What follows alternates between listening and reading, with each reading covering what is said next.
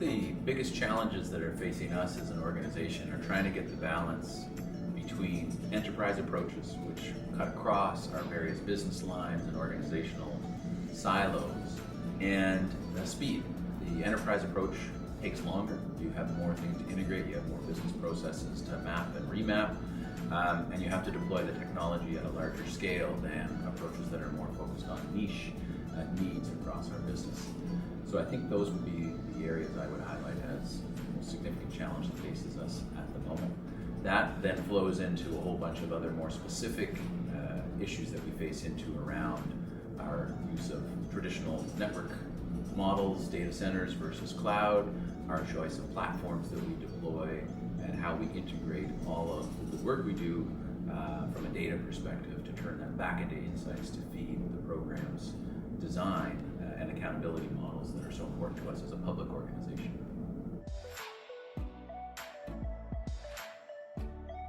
First is architectural work that we have done with our business partners to really unpack the nature of our regulatory businesses, the surveillance programs, the inspection programs, the scientific programs, to look at them on a more generic, common basis and really get our business partners comfortable with the idea that what they do is unique from a knowledge perspective, but not from a process perspective. And that has been slow, steady work led by our architecture team with very, very active participation, intensive participation from those on the business side. We've also been doing a lot of work from an outside-in, from a service perspective. Initially, a lot of our technology focus was on our internal operations, particularly our really high-volume inspection program. But we've turned the lens now to look outside in to make sure we're considering all of the services as a regulator that we provide to the regulated industry and thinking about how we work with them to deliver a more seamless digital channel than what we've ever been able to do in the past. And then the last thing I would highlight is all of that thinking, the kind of technology mapping, the business mapping, the service mapping, allows us to then lay out our plans over the next kind of 24 to 36 months of what services, what technologies we need to be deploying to meet the needs coming out of those analytical exercises. We have done a lot of things over the years to try to be effective from a change management, from an adoption perspective. Some of those things have worked, but I would highlight a couple of things that I think we could have done better.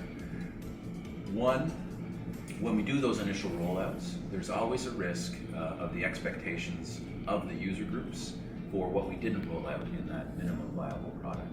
So the relationship we're able to build and the trust we're able to build in large part depends on us following through on kind of hard and perceived commitments to build on those initial products and build out the kind of functionalities, usability features that those users were looking for in the initial launch.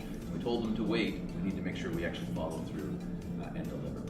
We've had a ton of success with super users in all of our technology adoption projects, and it's a model that we will continue to leverage very broadly in our technology rollouts across our industry. And the last piece I would focus on is metrics and measurement. One of the things that I think our agency could have done a better job of, and it's an area that's a big emphasis for us now, is measuring the impact of what we do and making sure that the systems that we deploy and the data that they generate are then part of a loop back into program accountability models and program design.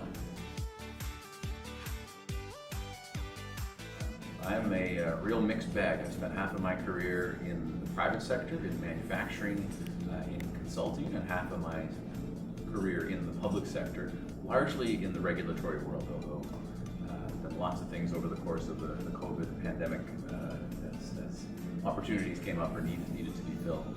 I came to the Food Inspection Agency about a year and a bit ago because it's a real on-the-ground, tangible organization. What it delivers for Canadians is very practical, it matters, and it's very frontline in terms of its model of operations. So for me, working in the public sector, what I find the most rewarding is that ethic of being able to serve the public interest, serve the public good. And I've been able to find that in all of my roles, including my current one as the Chief Information and Innovation Officer for the Canadian Food Inspection Agency.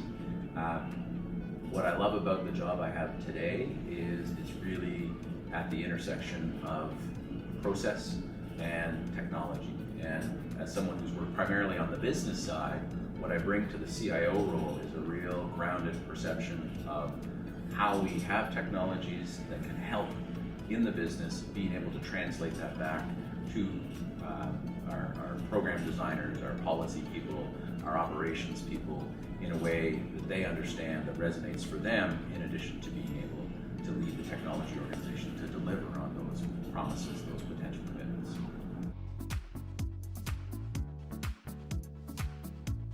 Events like this get us out of our day-to-day.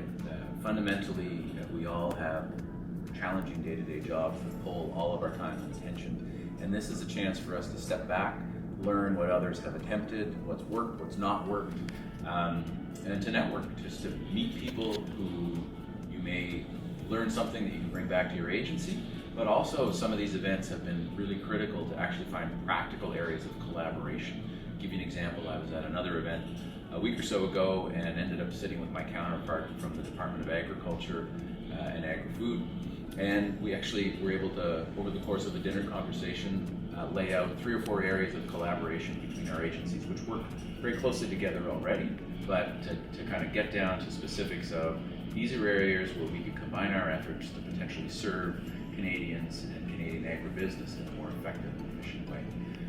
Those are the kinds of opportunities that events like this unlock.